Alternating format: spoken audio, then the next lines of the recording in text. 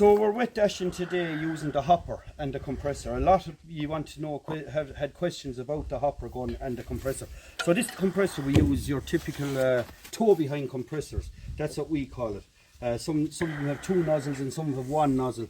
But you need that size of a compressor because the air just runs out on the other small ones. So the important thing is here that you have a regulator. The regulator goes between the compressor and the hose. That will regulate the air pressure for the hopper.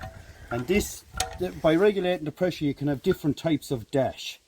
So what we use is we have the three nozzles there that's in the hopper, and you can see the three holes in it there like that. So that'll drive air through there, and we basically pour the stuff from the mixer into the barrow, and then we basically just scoop it up like that and blow it onto the wall.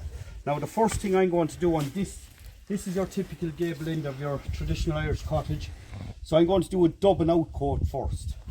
So I'm going to spray all that, and then I'm going to screed it, and then have it looking like this, and that's the look we want before we do our finished dash. Now I'm going to explain about this as well. When you come across little things like this, you can't just fill that up with mortar. It's too deep, too big, it'll just crack and there'll be a lot of shrinkage. So I'll be back in a few minutes because I can't start the compressor now because you won't hear me talk.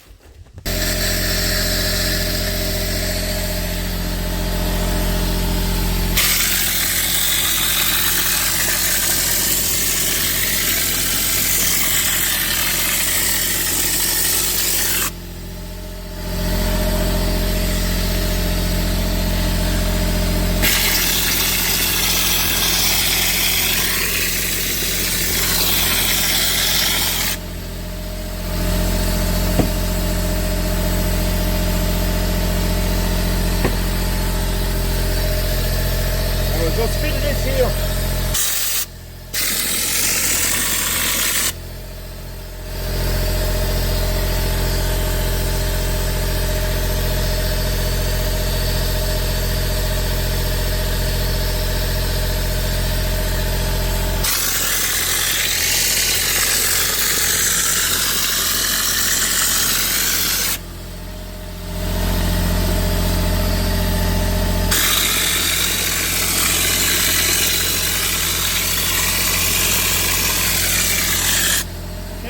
There. Wind close.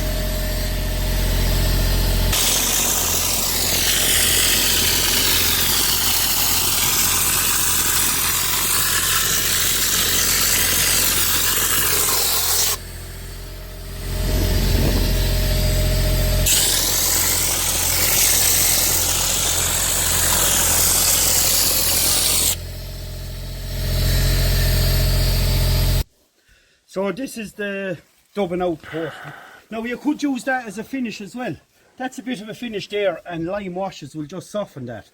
But we're using this as a dub and out coat because the client wants a good thick coat on it for the winter. And you have to remember, traditionally they wouldn't have had 3/4 renders. They may have, but they mightn't have. They might have only 1 coat. So I was showing you here about this, the hole, how to fill out there. So that's a bit of sandstone, another bit of sandstone, and a bit of mortar.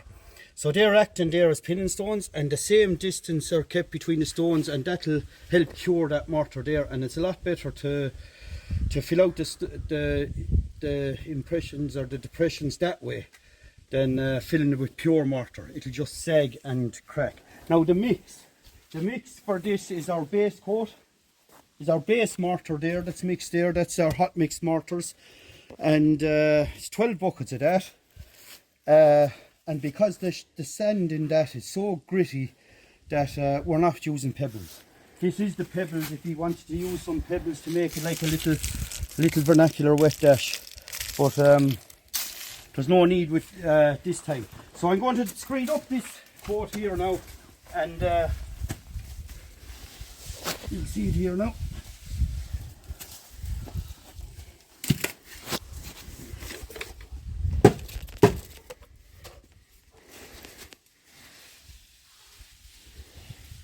Have it somewhere straight.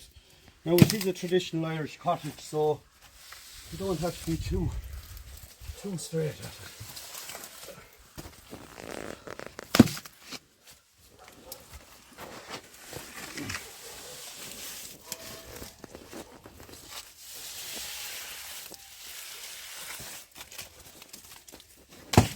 No, that's it.